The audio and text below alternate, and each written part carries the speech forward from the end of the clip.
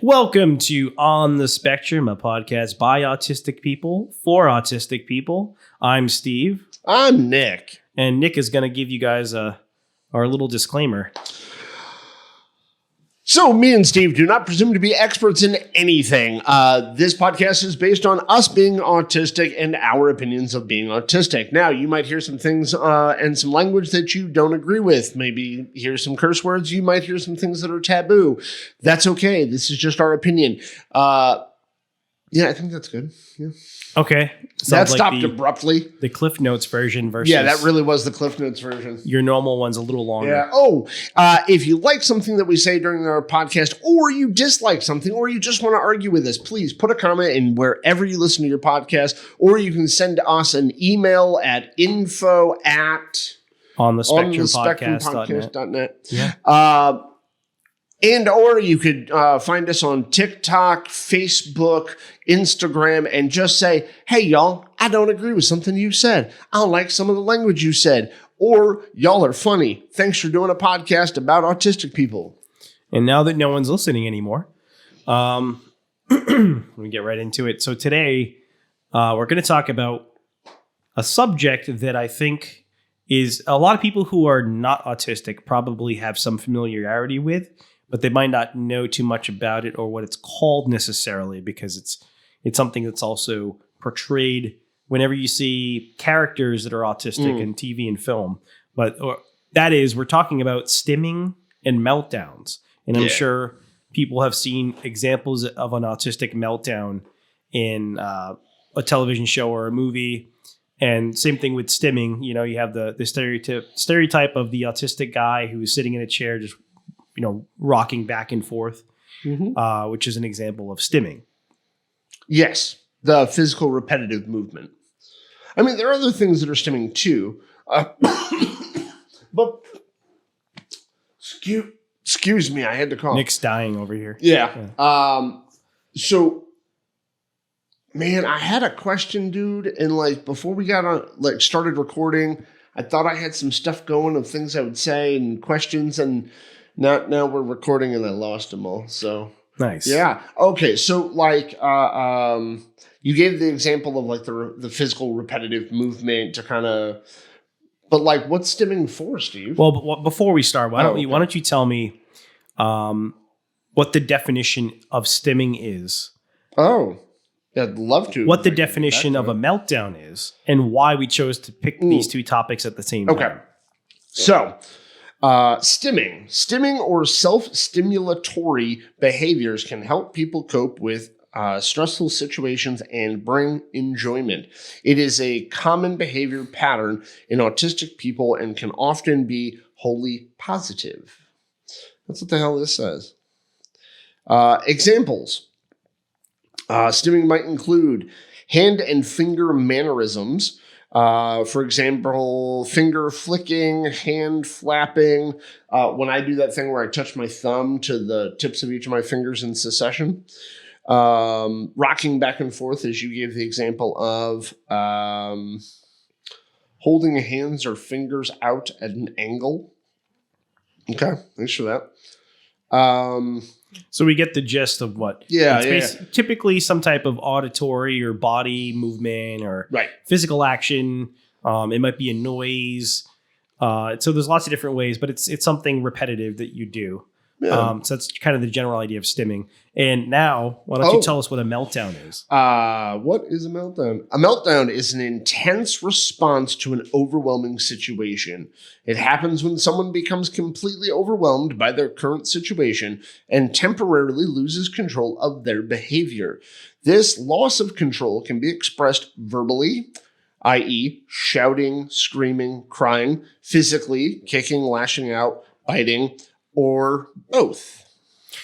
And, okay, so you're saying if somebody becomes so overwhelmed in a situation that they kind of lose control of themselves temporarily. Yeah. Okay, and so why, what do those two things have in common, or why are they related, or how are they related? Stimming and meltdowns? Yeah. So, wow, that probably dinged in the mic. All right, so when it comes to that, so stimming can actually help you avoid meltdowns. So knowing what your stims are, having a good routine where you're incorporating some of your stimming behaviors, and also having other things in your behavior to kind of like desensitize yourself or like take away your stress can avoid meltdowns.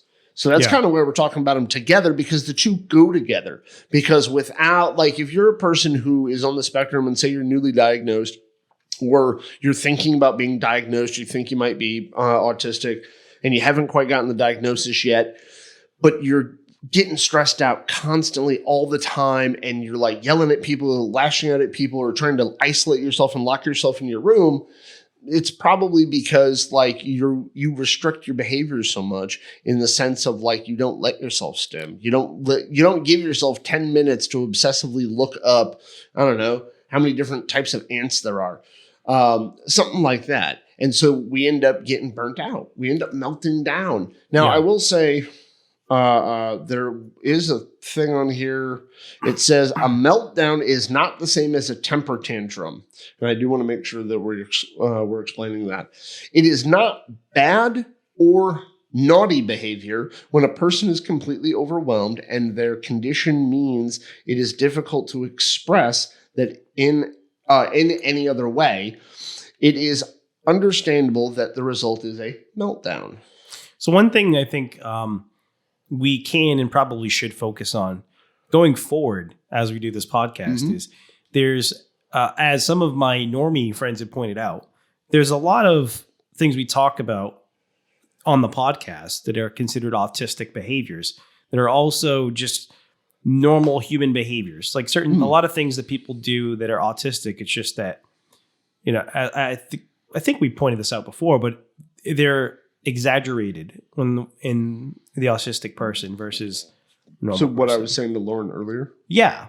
All right. But I think it would be maybe going forward, we should also mention that, like, just because we're talking about certain things doesn't mean that people who aren't autistic might not be able to relate to them as well. It's a very valid point. So from my perspective, and one of my grand fixations in life has always been psychology, has always been human behavior. So I'm not saying that to say I'm an expert in human behavior or I have some grand degree or something, but more just I've read a lot about it. All behavior is human behavior. And what I mean by that is no matter what trait you're talking about, no matter what disorder you're talking about, no matter what behavior it is, we all as human beings, male, female, everything in between, we all do all of those behaviors, but it's the level to which we do that behavior, and also the level of dysfunction that it may create in our life because we're doing said behavior or we're doing something like that more than others. But that's also what like the diagnostic criteria for a lot of disorders is based on, is basically like so take anxiety. Everybody feels anxiety, but when anxiety gets out of control for somebody, it becomes a dysfunction for them in their life. And that's why, maybe need meds or therapy of some type. I was going to say, it's the same thing for depression. Like depression is a normal function. Like it's normal to feel depressed at times. Like if your family member dies and you feel depressed, that's normal. Maybe you're going through a low point in your life. Maybe you're broke and you're struggling. You might feel some depression. That's normal to feel that way. It becomes a disorder or dysfunction when you have those depression symptoms for maybe I don't want to say no reason, 6 or more months. Yeah, but let's say you don't necessarily have something like that going on, but you still feel depressed anyway. Non-situational based. Right. Like, your grandma didn't just die and you don't have all these terrible things going on, but you still feel that depression. That's when it becomes a disorder. And another way to word that would be if you have a lack of trigger event. Yeah. So the point of bringing this up was just that. So I want people who are listening who aren't autistic, because as far as my understanding, most of the people who are listening to the show are people who are not autistic. Right. They can still relate to a lot of what we talk about. As it relates to stimming and meltdowns, just because you're not autistic doesn't mean that you might not have some similar behaviors. Right. Like we all get stressed, right? Yeah. All of us get stressed out. All of us get stressed out to the point where we just want to curl up on a couch in a comfy blanket, with a bucket of ice cream and watch a cool movie. It's like when Becky is so done. Wow, I can't believe I described it that way too. I am so done right now. So, I'm just gonna curl up with my Pinot Noir and read a good book and light a candle and just relax. Jesus, the old school stereotype of eating bonbons while wrapped in a cozy blanket. I just want to eat some ice cream and relax and forget about the world. Let my cares melt away. I mean, we all get stressed out, and we all have our ways of dealing with it, and we all have our ways of relaxing and de-stressing. Another way to word it would be we all have our own coping skills, if you will. I have a coping saw. Yeah, coping saw. Yeah.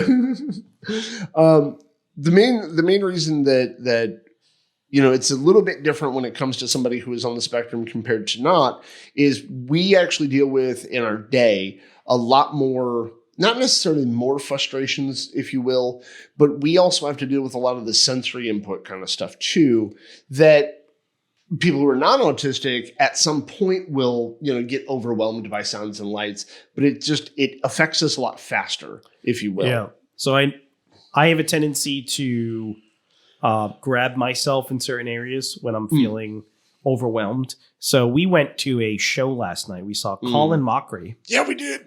And the theater that we went to, I don't like theaters like that because the seats are so close together. Like really old theaters, like old stage theaters, or you would go see a play or something. Right. Like that. I don't like the way they're set up because the seats are so close together. Agreed. And they're usually very packed close together. Mm-hmm. And there was a lot of people there. And so I was feeling very anxious last night. And in fact, Lauren kept asking me, what's wrong with you? I'm like, I'm fine. But the whole time I kept doing this, which you can't see, but I was grabbing my shoulder. I had a jacket on. I just kept my hand on my shoulder the whole time for two reasons. One was because I was uncomfortable. And for some reason that just helped me relax is having my hand like this.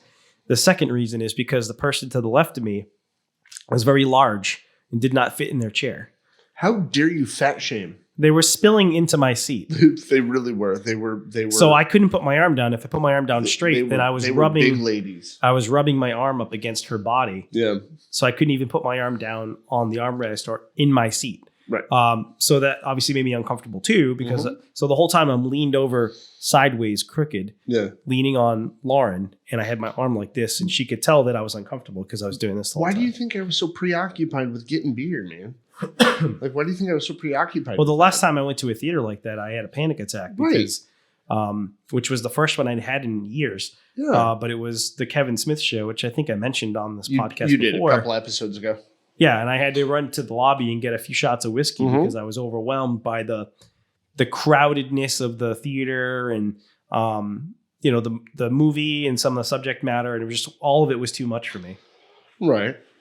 Yeah, but that's why almost immediately when I got in that room, I was immediately trying to figure out how to get out of my seat to go down. Right. And it's get not beer. So bad like if it's a theater where the seats are spread out a little bit more, or have a little more space. For me, space is a big thing, which is weird because I've been known to violate people's personal bubbles. But yes, you have. But it bothers me when it's a lot of people, like the volume of people. I just don't like touching people, man. Those seats, like, I'm 6 feet tall, right? Which is slightly above average height for a guy. But my knees were essentially touching the people in front of me. And the guy behind me, I could feel his legs up against, the chair, the back of the chair I was sitting in. But I could still feel it, and I was aware of it all night long. So what were you doing besides drinking beer to manage your anxiety? Oh, I kept talking to my wife. No. I didn't, but I know. I eventually talking to my wife. I had the one beer, and I ended up just getting engrossed in what was happening on stage that I forgot about everything that was going on around me. I did at times. I got engrossed in it, but like it's still because there's that proximity. There's only so long I get distracted by other things around. Yeah. And in the case of last night, it was a really interesting show. If you ever get the opportunity to watch Hyprov. It is a hypnotist who was entertaining. The hypnotist was entertaining himself, but it's also him and Colin Mockery, and they hypnotize a couple of people, and they do like essentially an improv show with the people while they're hypnotized. It's a very interesting show. Please go watch it. I had a good time. It was rather funny. I'm a big fan of Colin Mockery. I had to make sure we said that part. Yeah, I mean, we've mentioned several times that we do improv. Well, yeah. So we're big fans of the guy. But yeah, so like I got engrossed at times, but I was still hyper aware of it. And also the fact that like it was the seats themselves were uncomfortable. Right. Well, so just in case I didn't make it clear, my way of, I guess, stimming would be the grabbing my shoulder, and I kept grabbing my chest or grabbing my shoulder. Right. Grabbing my body was a way to deal with the overstimulation.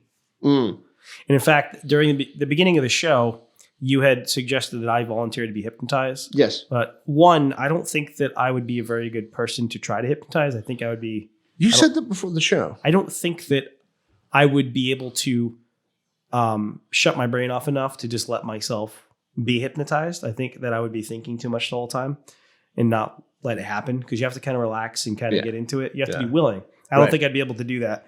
But halfway through the show, I was like, maybe I should have got up on stage anyway, just so I wouldn't have to be in this crowded with all these people. Right. So, but I would have gotten kicked out anyway, because I don't think it would have worked on me. You know, so you mentioned that before we got to the show last night. And while I was sitting there, I actually thought about that, what you had said. And I actually thought to myself, too, that, like, I don't think I'd be able to do it either. Because, I mean, he was eliminating people on the stage very quickly. Yeah. And I think I would have been one of the first people eliminated. Now, that doesn't make it absolutely true. I mean, maybe I can be hypnotized. I don't know. But I was thinking about what you said, and I think I would have the same hard time shutting off. Yeah. And you have to kind of just... Yeah, I don't really understand exactly the process of hypnotism, but from what I gather, it's basically like you're putting yourself into a relaxed state, kind of like what happens to the brain when you're daydreaming, kind of. Okay. Like you're getting yourself to a certain wavelength, kind of like right before you sleep, where you're susceptible, you're open to suggestion. Right. I mean, that's kind of my loose understanding of it, but I have no understanding of hypnotism at all. It's like, especially the way he did it, though, because like, you know, old school hypnotism is, you know, the pocket watch swinging back and forth, right? Something you focus on while they talk. But the way he did it, it was more about the rhythm in which he was speaking. Yeah, and repeating himself. Yeah. But he was also trying to make them feel relaxed. So they had relaxing music. Yeah. He was telling them to relax. He was putting them in a relaxing state by having them plant their body firmly on the ground. So the whole thing, to me, he was like getting them to almost like a daydream type state of mind where you're relaxed and you're open to influence, I guess, at that point. But I don't know. I mean, that's really what a hypnosis is just opening up the mind to suggestion. Yeah, or you could just take some mushrooms. Yeah, there's that. I don't know. Wow. Not that we advocate for anyone to hallucinate ever. No, I was just thinking about how psychedelics are used by people to overcome traumatic events and stuff like that, or overcome trauma. Some people use psychedelics as a way to overcome things, but or as some people have said it to me, they use psychedelics to connect with themselves. Although I don't know how you connect with yourself when you're on a drug, but usually a fast hand motion. Huh? Nothing. Anyway. Trails, you mean? I was talking about jerking off, Nick. Oh. That's how I connected myself. Oh, there you go. Yeah, now I get it. Okay. So yeah, stimming. Yeah. So got to get back to that page. I was on another one. All right. I was on the page for meltdowns. So stimming. Here. Is stimming normal in adults?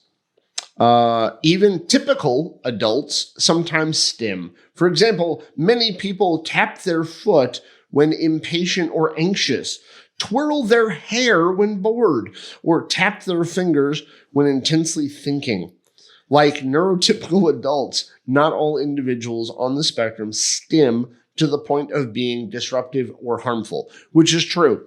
We actually should point out that a lot of the times when me and Steve are talking about like traits on the spectrum, or we're talking about stimming or coping skills or meltdowns or anything like that, we're really talking about like people on the spectrum right around our level, if you will. And I'm not saying we're at a higher level or lower level or any of that jazz compared to anybody else. I'm not. I am a making level judgment. 99 autist. There you go. Me. Which, by the way, we really at some point should talk about the fucking 3-level system thing. Because it's another one. To me, it's kind of like a euphemism.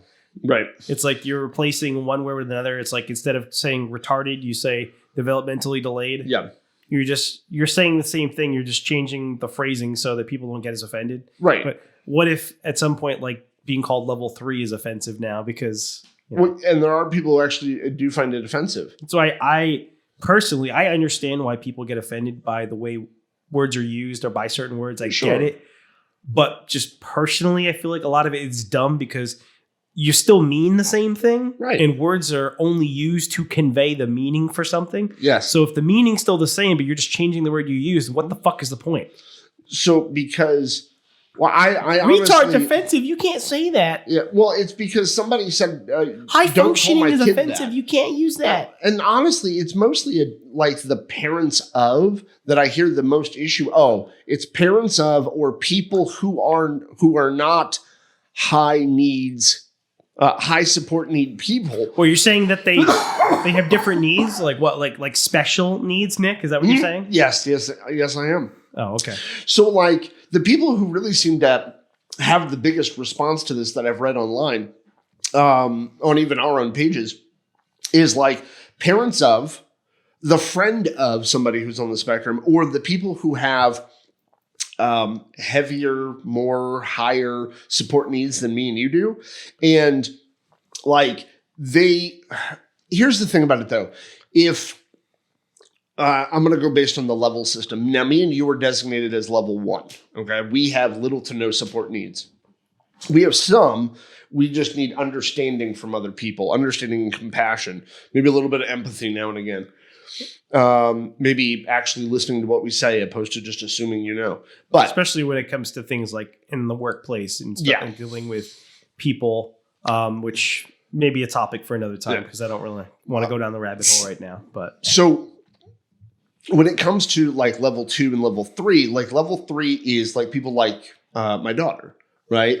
Who is high support needs. She's never not going to live at my house. She's always going to be there, and I'm more than happy to have her there all the time. So she would be a level 3, but usually it's like the level 1s that are close to a level 2, or the parents of somebody who is in that area, who are the ones who are bitching about the language. Like, honest God, my daughter does not care if you call her high or low function. She doesn't care, mostly because she stopped paying attention to you the second you said hi. She wants to go back to watching her YouTube video. Right. Like, she just wants to go back to watching Moana or some crap. Like, she doesn't care. The kids that I used to work with I think at the it's, elementary school. The parents or the friends, it's more about them and they're internalizing it. It's their feelings. Don't tell my kid he's lower function. Because it's a reflection on them. Your kid is lower function. Your kid needs an at-home hospice care nurse or something. It's a reflection on them because it somehow hurts their feelings or their ego because their child is whatever. But the reality is what the reality is. Like, okay, so what you hurt your feelings that your kid is. And the other people I hear who talk about it, like I said, are the people who are like close to level 2 are actually level 1, or the people who assume that they have higher needs than they actually Nick fucking may be do. a level 1 autist, but he's a level 3 sex offender. Oh, you mother lover. Okay, he has not gone a single episode without making a pedo joke at me. I didn't say pedo. I said sex offender. Whatever, dude. You were going there eventually. I mean, you did almost join the clergy, so says a lot. No, I did not almost join the clergy. I've never attempted. Father Anderson. Oh my good God! All right, so Sorry. you and your uncomfortable jokeness. All right, so like there was this one person in particular who I commented on on the spectrum. I commented on a TikTok. And in the tech talk, they were talking about the language stuff, right? And now they believe and they have an opinion that is different than us about the language stuff. And that's fine. They can have that. I didn't actually comment about that because everybody's entitled to their opinion. And I think, social media, just that's the place to voice your opinion if you have one about whatever. I don't care. But somebody mentioned in it and they said that people should be locked up Like for Akon? using the wrong naming, right? Because they said, well, nobody can know what your real struggle is. And I do agree that no one can truly know what your struggle is, but I'm under a very strong belief that if your butt can sit on TikTok and respond to TikTok videos, I feel like the same and people make who your own think you should TikTok be videos. jailed for misgendering somebody. Like Oh that yeah, same it's kind probably of those thing. people. But if you have the ability to do those things, if your butt talks about how you and your friends who are on the spectrum get together once in a while to talk about things and feel comfortable with each other, you actually have low support needs. If you have actually had a job, not able to keep a job, but if you were able to get a job, show up for day one, you have much lower support needs than somebody like my daughter, who is probably never going to be able to work a full job like the rest of us. And that's okay. It doesn't make her less of a human being. It doesn't make her, less capable. She's intelligent for who she is, and that's great. But those of you who want to whine on TikTok and talk about how we can't have function language. All right. Nick has gone full General Grievous today. So Yeah. And I shout know out to my Star Wars nerds. Yeah, there you go. And I know I've talked about this before a little bit, and it's been kind of a common theme. It's the more we do the show, okay? And so I'm just going to take a moment. The more we've done the show, the more I get into, like the Reddit posts and the Reddit channels of autism and Asperger, the more I look at more pages on Facebook and stuff. I got in trouble with one of those autistic subreddits, by the way. You're going to have to explain that in just a I'll second. explain it later. The more I'm reading about it and stuff, like there are times now where I'm like, I don't even want to be a part of this fucking community anymore because, and I know it's not everybody on the spectrum and it's not everybody in our community. It's just those who partake in social media, but some of them are really like, if I was an NT, if I was a normie and I'm reading these comments that these people are talking about of like their struggle with autism and how it's affected their life, well, a lot of I get why they want to try to cure it. A lot of them too, and actually I've had people complain about it on these subreddits. Yeah. A lot of it is just shitting on neurotypical people.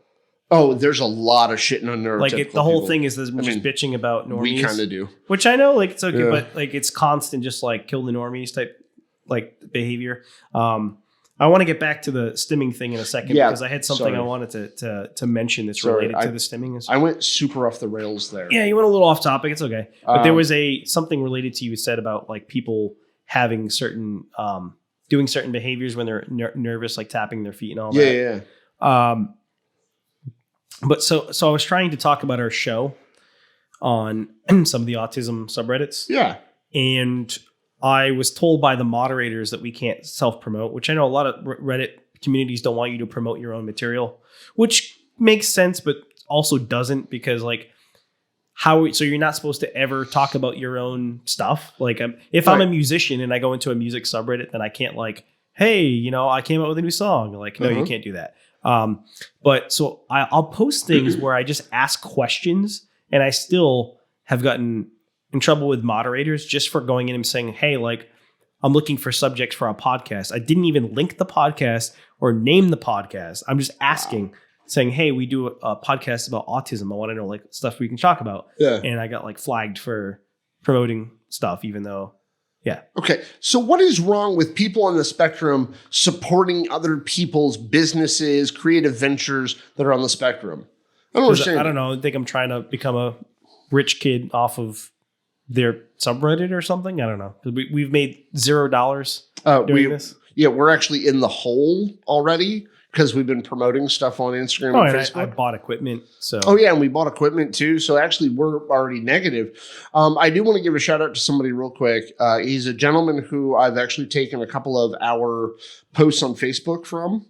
I've shared on our Facebook page a couple of his TikTok posts, and I do want to bring him up because he's a gentleman who I've read a couple of his things, and he very much thinks the autistic community should kind of be a little bit more unified, or at least it seems like it. I don't want to actually speak for the guy, but he's got a TikTok called the Odyssey.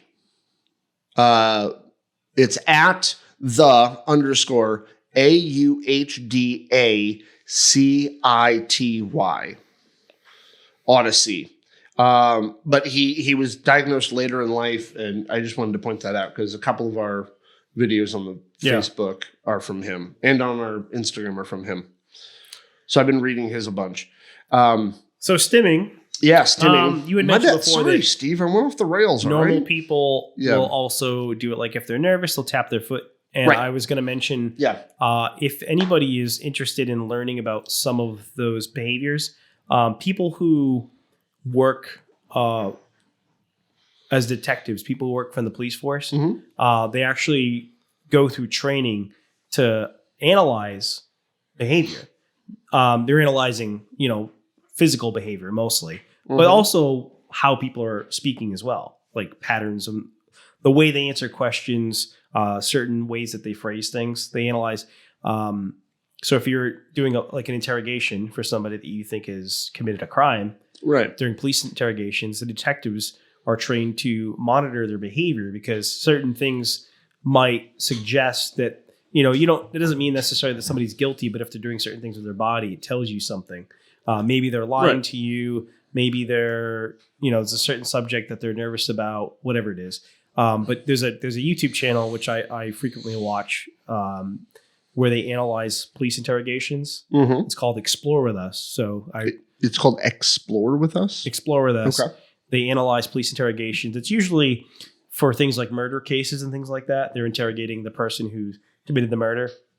But he breaks down their body language and things that they're doing and strategies that the detectives are using because they have certain techniques they use when they're interrogating somebody to try to get them to open up or tell the truth. Right. And a lot of it overlaps with psychology. I mean, all of it is psychology. Yeah. They're using behavior, human behavior and psychology to interrogate people. But just find it interesting because a lot of times people in those situations will do things that would be considered stimming when they're anxious. If they're being interrogated and they know that they committed a murder, they'll do things like tap their foot or rub the back of their head, or they'll get really closed in their body because they're trying to comfort themselves. Right. And then those police officers who are only trained to read behavior in one way will automatically assume whatever it is they were told that behavior is, they will immediately assume that's what it means.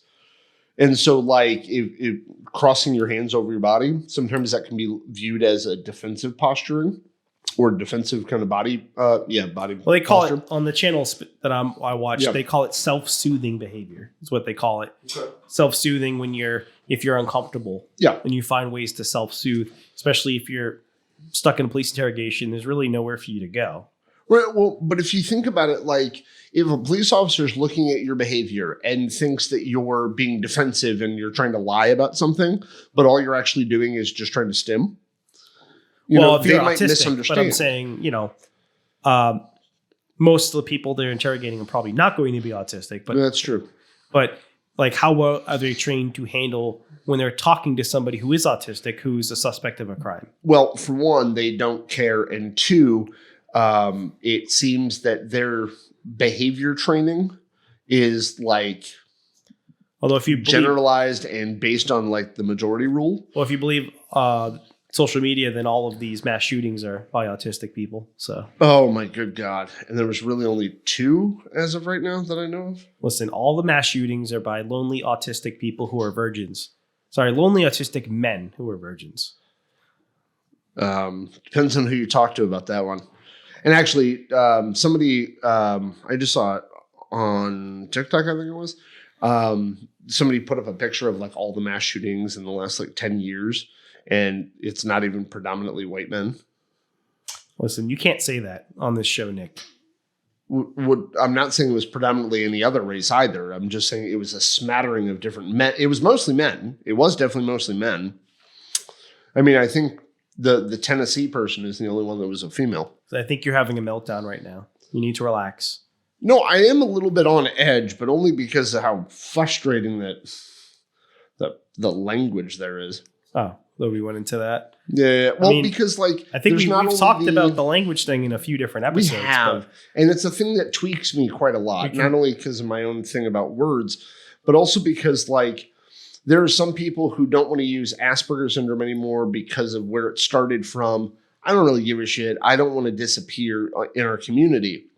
At the same time, the people who are talking about the changing in the language are making other people on the spectrum disappear by saying, we're all different. We're all just autistic. Well, yeah, but people like my daughter actually do need more attention than, well, people like me and you. But she won't get as much attention because she can't voice it for herself. Yeah. And so when I voice for her, other autistic people are still making people like her disappear. Like, I'm going to say it. Look, if you can listen to this podcast and you have an opinion about it and you can type back to us and tell us what you like and dislike about this episode, you have less support needs than a lot of people on the spectrum. All right. So, Nick. Sorry, I'm gonna just probably continue to rotate on that. Yep. Yeah. So what are some of the telltale signs that someone is having an autistic meltdown? Oh, I had that up on my page there. Hold on. Boink. All right. So, telltale signs somebody is having, well, high emotional state. Some people get very distant and they have tendency to ignore people, or they get very, very like isolated in their speech. As well as like anticipating. Here we go. Anticipating a meltdown. Many autistic people may show signs of distress before having a meltdown, which is sometimes referred to as the rumble stage. They may start to exhibit signs of anxiety, such as pacing, seeking reassurance through repetitive questioning, or physical signs such as rocking or becoming very still. At this stage, they may still be a chance to prevent the meltdown. Strategies to consider include distraction, diversion, helping the person use calming strategies such as fiddle toys or listening to music, removing any potential triggers, and staying calm yourself. I would say that might work with people like Becky, or I used her name. People like my daughter. But like if other people try to help me calm down, that bothers me even more. How about you? I don't know. I don't think anyone's ever really tried to calm you down. Yeah. I think people just let me, well, first it takes a lot for me to kind of go off. Mm-hmm. It used to happen more frequently when I was younger. So usually if I get overwhelmed now, I shut down more than lash out. So for me, it's not more of a meltdown. It's more of a just, I don't say anything. I just get quiet. To the point, like, where there's been a few times, especially when I was younger, where I was non-responsive, just completely. Oh. People were talking to me. I'm just ignoring them. Almost catatonic, if you will. Yeah. I've got actually, because that's one of the first times I actually went to a psychiatrist. Was after I was in kind of a catatonic state for a while. I had a meltdown, and then I just shut off and wouldn't talk to anybody. And that was the first time I went to a psychiatrist. Oh. And that's when I got that initial diagnosis of manic depressive. Yeah. Also known as bipolar. I don't know. I just get overwhelmingly irritated and frustrated and kind of act out in anger, I guess. Yeah. I don't know. I get real bitchy. That's how I've always explained it. I just get real bitchy. Irritable sometimes. Yeah, I get irritable. So I get snappy at people. I'll be mean. I've seen it. I can be really mean, but I try not to be. Yeah, you try not to. I just don't have a qualm either way. Yeah. At times. I mean, sometimes I regret it afterward, but I don't really think about it ahead of time. So my favorite meltdown is when you take 2 slices of bread and butter them up really nicely, and you put a couple slices of American in the middle, and just give them a good flip after a few minutes. And that's my favorite meltdown. Yeah? Yeah.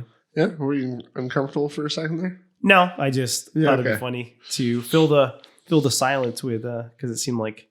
So silence is not always a bad thing. On a podcast it is. It is on a podcast. Yeah. Yeah, it can be at least. Anyway, so We're at about the 40-minute mark, Nick. all right. I was trying to not verbalize it so it wasn't on the podcast itself, but there we go. Yeah. Anyway, I think methinks. mm-hmm. I actually, I didn't mention What? one of the things that I wanted to talk about along with stimming, Mm-hmm. which we didn't even talk about at all. Or we didn't really talk about stimming a lot at all because we also went into a few tangents there, but it's my fine. bad. We can always do another episode on stimming. Anyway, video games. That's a big one. A lot of autistic people are super into video games. A lot of everybody's into video games nowadays because video games are a big thing with everybody. Right. Like I was hardcore into video games even when I was little. Mm-hmm. I had an old Apple computer from the 80s. My dad got me when I was a little kid. I used to play like those old fashioned stick figure games on it, like little battle tanks. Yeah. Those old floppy disk games. Yeah. Then I had a Sega Genesis, Nintendo, and 64. I had all those consoles growing up. And I would sit there for just hours, glazed at the screen and obsess over the games that I was into. And I think how it relates to stimming and meltdowns is I think it's a good outlet for people who are overwhelmed or agreed.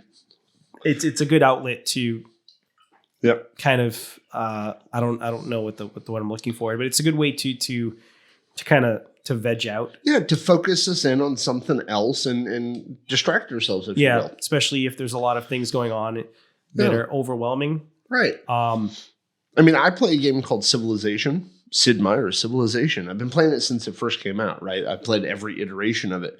And there's something about the monotony and the methodology of playing. I pictured you more of a Leisure Suit Larry guy. No, never a day in my life. You ever played Leisure Suit Larry? No, not a single day. I know it exists as a game. You know what it is. I know it exists. I've never played it. But I play Civ all the time. I used to play it so often I'd get wrapped up in it for like 4 or 5 hours at a time. And it's a turn-based video game where you build the civilization up until you dominate the world. And it's just, you have to pay attention to things and decide what each city is going to build and the resources and what sciences you're going to learn and all that kind of stuff. I just liked how all-encompassing it was, like how much mental faculty you have to put into paying attention to the game. And I would get lost in it for 4 or 5 hours at a time. See, a game where you have to organize and build up things sounds like an autistic dream. Yes. Yeah, in a lot of ways. I put this in this box and this goes in this box.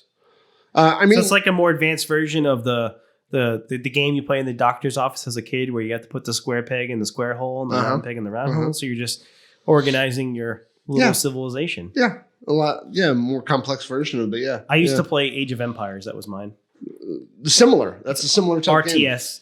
Game. Yeah. But I think Civilization has more diplomacy, diplomatic stuff, whereas Age of Empires is more just about raising the army, making an army and obviously you have to manage your villagers and all that too. Sure. Like harvest for resources and all that. Right. But it's more like a traditional real-time strategy, like combat where you just have armies fighting each other. Yeah, that's all I ever played Civ was with that too. I didn't do the diplomacy or the religion stuff or even like science victories until like number 4. Now we're on number 6. I've tried playing Civilization a few times, but I couldn't get into it. Like I'd play for 10 minutes and be like, I don't know what I'm doing and just stop playing. But so like a lot of my friends, and I know you do too, played role-playing games. Yeah. You guys played RPGs. And I always had the hardest time. Of RPGs behind you. Exactly. I actually had the hardest time getting into those and like really playing them all the way through. Because at some point it just became dull to me. Like, okay, great, I got to do another fucking mission. Okay, great, I got to level up my guy. Oh, great, I'm going to get another sword now. All right, let me go upgrade my armor. All right, let me go on another mission. But playing Civilization to me was always a different challenge every time. What was that? You just maybe, I don't know why, but you just reminded me of a game. Was it called Black and White? What was the game where you played as a god? Remember that game? Yeah, I think it was called Black and White. It was where you're like, you were a god and you could either be a nice god or you could be an evil god. Yeah. And you had people, like you would build a town and raise a village. Right. But you could like smite people and I think that's what that was called. Yeah. I don't know why I just thought of that.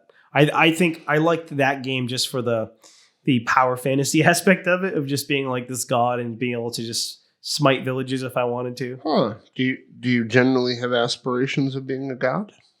Not particularly, but it's Okay. kind of nice to fantasize like being an all-powerful being. Do you like to abuse power like that?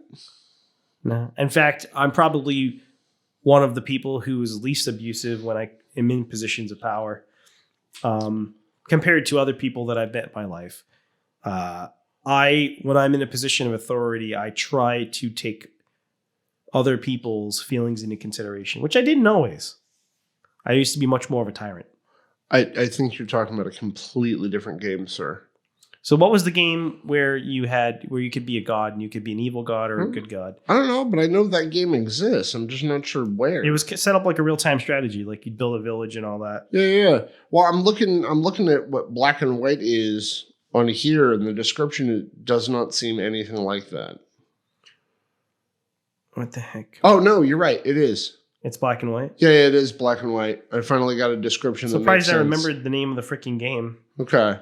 So this description says Black and White, a highly ambitious real-time strategy game. Black and White cast players in the role of a newborn god responsible for cultivating a loyal following of human worshippers and interacting with a sophisticated artificial intelligence in the shape of a large anthropomorphic animal. Yes. There you go.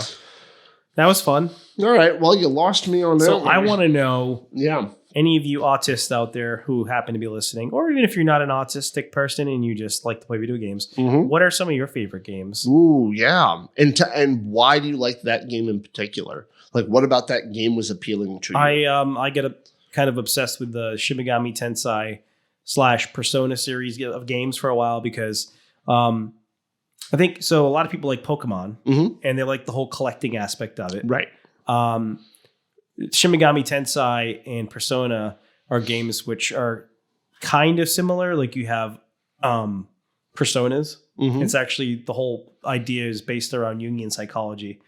The whole loosely based. Well, yeah, it's like if you were to take Jungian psychology but make it a real, like manifest itself in the real world. So rather than a persona just being a metaphysical concept, it actually being a real thing. Right.